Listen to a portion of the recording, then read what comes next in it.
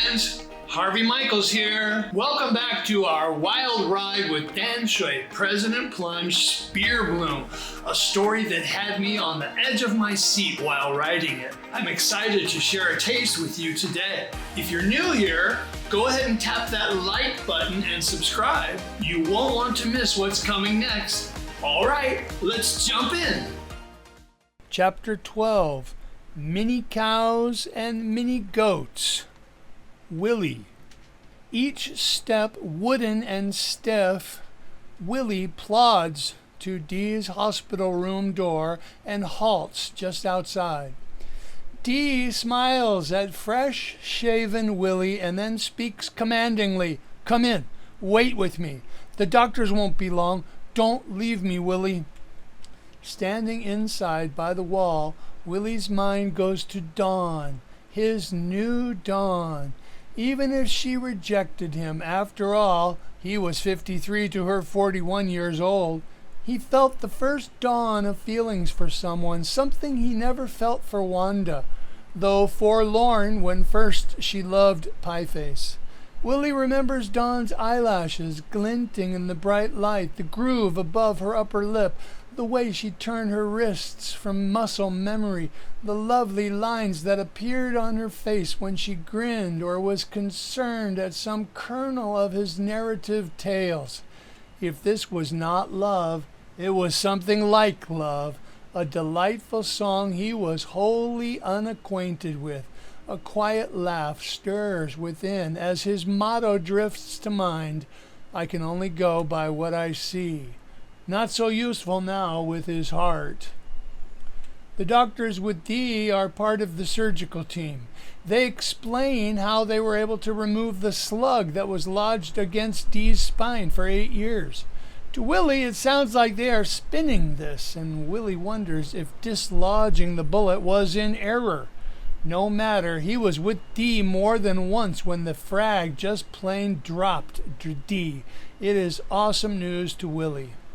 Changing the subject, the doctors begin talking about how they want to use laser burning to help lessen or remove his painful 8-year-old burn scars. Don't tell Wang Sanbao, he'll want to pay for it. Whitecoats turn, glancing first at each other. This was Wang Sanbao's doing. Dee, I told them about Wanda. What? When you first woke up, you asked me to tell Petey and Davy about Wanda, do you remember? I told them to bring lunch to my room and we would eat together. Only I didn't eat, I just told stories. I don't know if you asked me to tell them for me or for them, but it was really good for them and me both. Thanks, Willie. I remember now. That does my heart good. Dee taps his sternum where Willie no longer taps. In a lowered voice, Willie says, "I'm mourning Pieface, Dee. It is way overdue, but I'm finally going through it." Willie's chest inflates all the way and exhales in a voiced sigh. The two old friends hold each other's gaze. They are quiet together until Willie looks at his watch, fingers the tiny plastic envelope with his next pain pill, and remembers something. "Hey, Dee, did you see me walking?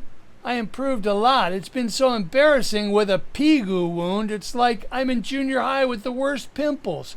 I feel like everyone is talking about me and my buttocks." He smiles self-consciously. That's gotta be tough. Dee's sympathetic face twists mischievously.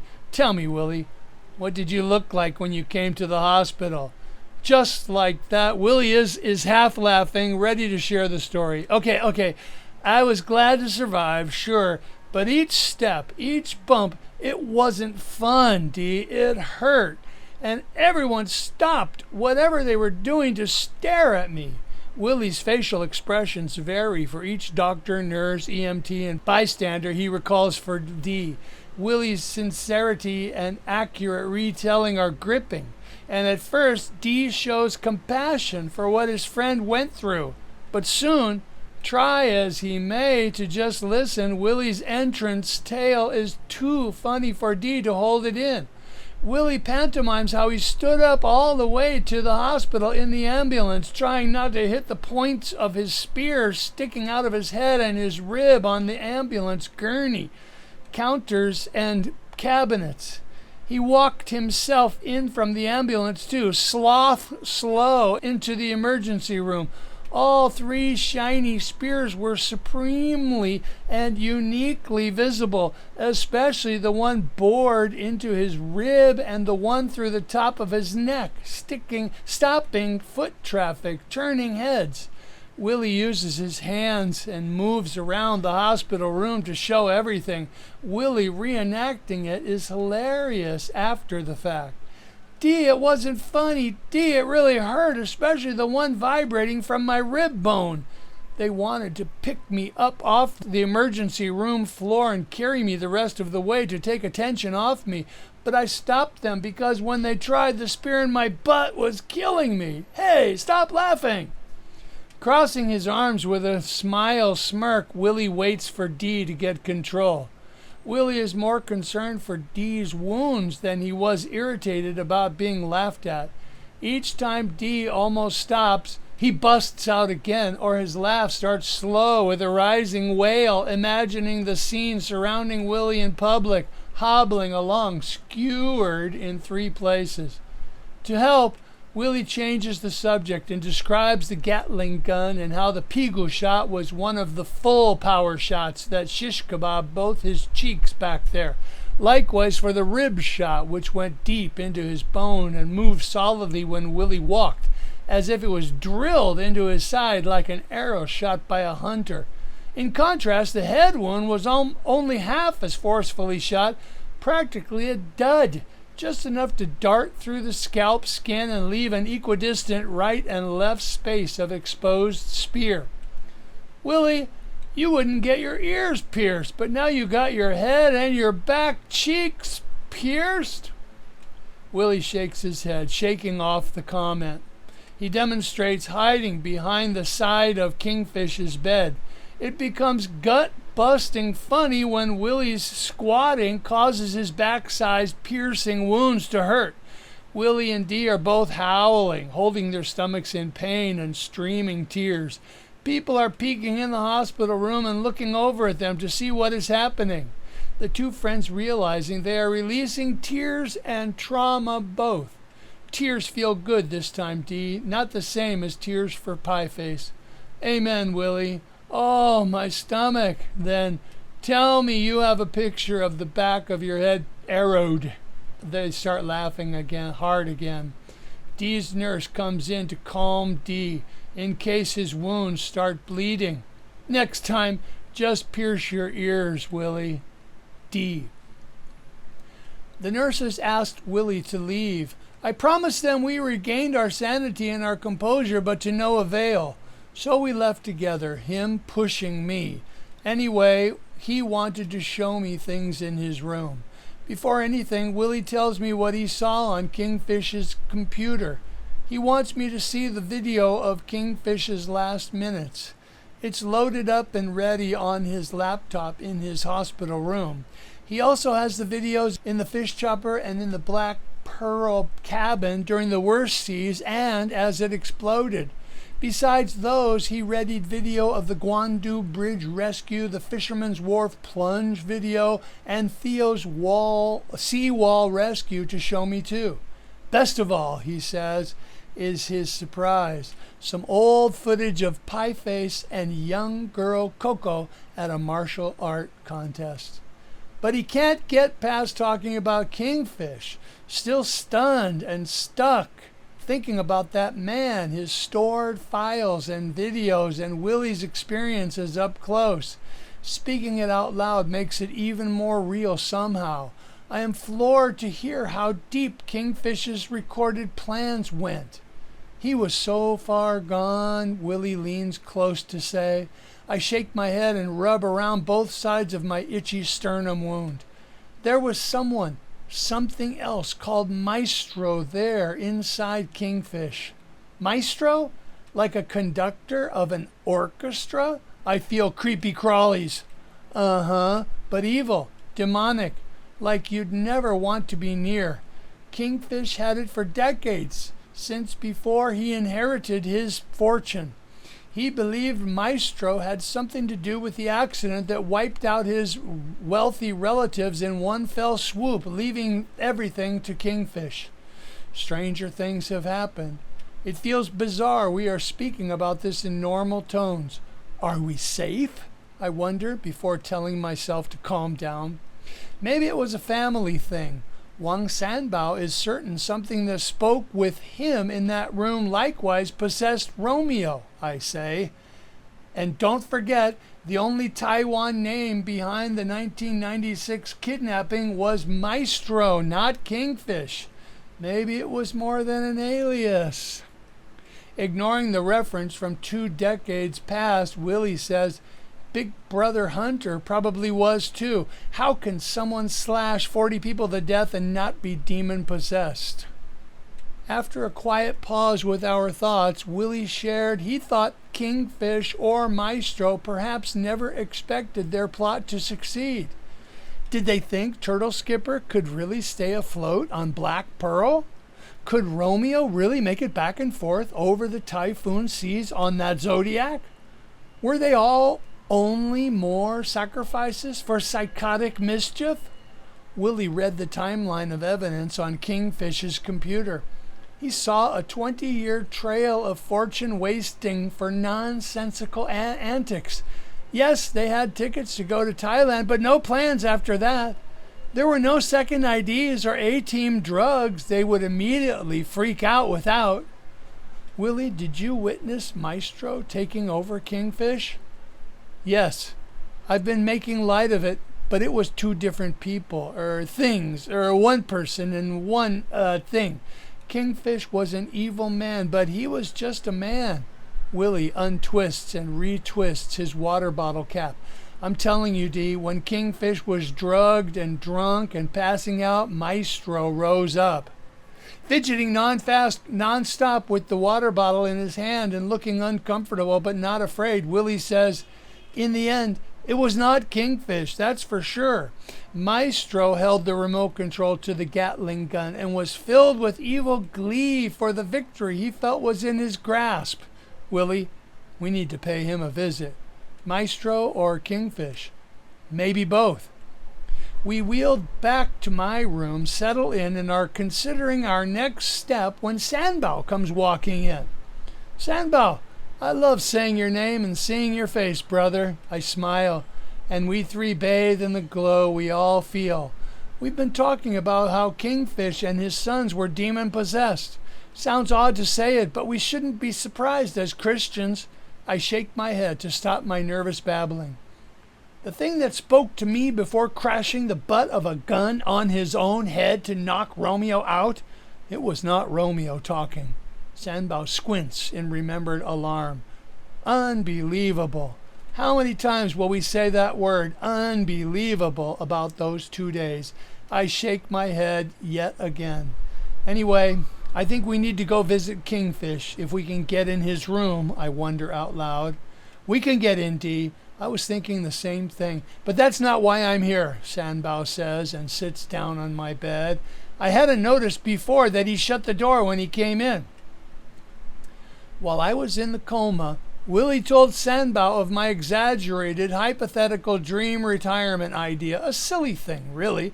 I said I wouldn't mind enjoying the good life, moving to a high, flat place and raise some mini cows and mini goats like pets and study to raise strawberries in a greenhouse efficiently and pesticide-free. I don't know what Willie was thinking, why he would share that with Sanbao. Now here they are announcing I was retiring, being put out to pasture. You don't have to retire permanently, Dee. Sanbao is calm, explaining a simple idea he wants me to accept, like a simple restaurant recommended to take Evie to try someday. Maybe this is only a good, deep rest time for you. But I have just the plateau ranch and farm at a fairly high elevation just south of Taipei, and it is very underused. I have peace about the idea, and I like that, Dee. I want peace about whatever I do. I can't seem to make my mouth close or shake my head fully. You can make modifications to the main house and put together a bed and breakfast or a big guest house. I'm still not talking. Someone's surely going to laugh in a second and say it's a big joke. The tenant farmers will stay and help for 2 years, and they have separate housing. They're good people. You'll like them. I find my voice. I can't accept that. It's too much. Dee, listen to me. I couldn't figure out why I was still hanging on to that property until Willie and I had our conversation. I know you won't take it as a gift, so you only have a 30-year lease, he says, and a trust fund will take care of taxes. This is not happening. It's just too much, Sanbao. What is too much for what you did for me? I think there are rewards waiting for you when you meet our Father in heaven that outweigh this 1,000,000 times, Dee. Deep breathing takes all my focus. Do you know what happened the first business day after you took a bullet for me, Dee? What? I got another €500 million worth from my company's stock increase. Kingfish was supposed to sink our stock, our conservative, boring stock. But it got a lot of attention and began exploding in price, practically doubling this week. No one says anything. Trust me, this is a suitable thank you gift. Willie says, I thought it was a lease. For tax purposes, after 30 years, it's his for good. Sanbao smiles calmly. Pearl is crazy about the idea. She wants to come to Taiwan to visit you and Ibi when you go back to your apartment. Turning to me, Willie says, This isn't the time to be stubborn, Dee. You need to hear that, brother. He squeezes my shoulder, and I turn to him. It still surprises me when movements like twisting don't make the old bullet bark in pain. Recently, Willie and I discussed those exact words. You need to hear that, brother. On that day, we discussed how important it was to say it sometimes. I told Willie good friends should have tough conversations to our faces, say what we need to hear, even critical or blunt observations. Behind our backs, with others, we must be 110% positive, never criticizing someone to anyone else. But when we are face to face, we should be willing to say there's something in their teeth, or their nose hairs are too long, or they are being bullheaded. You are right, Willie. I lock my eyes with my friend until both our eyes moisten. Can you see stars there? I ask Sanbao. Willie and Sanbao look at me inquisitively, so I tell them my hospital bed dream of looking up at starry skies somewhere in the mountains. I look at Sanbao. Thank you, brother. I just have to run this by Ibi. Dee, Ibi, Pearl, and Sanbao. Against the wall in a hospital coffee shop corner table, Dee and Ibi sit together. Sanbao has a chair, and I'm in a wheelchair. Sanbao's new bodyguard, a serious and seriously muscular fellow Sanbao does not introduce, somehow has a portable, expandable wall around us and stands on one side of it, so we have a bit of privacy. We talk about the 8 women visitors surprising Sanbao and almost stopping his heart from the love and joy in that moment. That ushers a quiet pause with thoughts spanning the last 20 years since the Odd family went after the girls in China. Then we speak in whispers about Coco and Turtle Skipper, now Honey and Ahua. Father and daughter are recovering from plastic surgery, still weeks from beginning new lives. Sanbao can't say enough about the pair and how much he cares about them like family now. Ibi changes the subject. Sanbao, I want to thank you for insisting that Dee got the pacemaker and defibrillator unit put in his heart at the beginning of his surgery. That was such a blessing. She says this and weeps while smiling, walking around to hug the 82-year-old man, now streaming tears too. Ibi, I'm so glad Colonel's son made that up. He told them I said that, but it's him you need to thank. From her clenched eyes, Ibi squeezes out more tears. I cover her hand with mine. With her eyes still closed, she breath speaks. I love you, big guy. We must be a surreal sight. To no avail, we try to not draw attention to ourselves by keeping our voices down behind the standing veil guarded by Sanbao's bodyguard, who could be nicknamed Hulk. I'm so happy to hear you are behind the boys on this ranch idea, Evie. Pearl's hands now cover Evie's. I can't believe I am, Pearl, but I am. Something in me says yes, but everything about the Evie I know would say no, so I'm happy too. And I gave up figuring out my uncharacteristic and adventurous attitude. Evie smiles and blinks and looks the same as the first time I fell in love with her fresh charm and musical voice. My construction guys are ready to begin the changes you want to make, Dee. The driveway's graded and paved, and they have your barn and greenhouse designs, Sanbao says and looks at me. Don't look at me that way, Dee. This is part of the offer. Just tell my guy what you have in mind. I know you won't try to make another Taipei 101 up there. We all chuckle. I'm seeing more things to build underground than above. It would be nice to know why, but I can't say I fully understand what it's for. Here we go again. Another mission.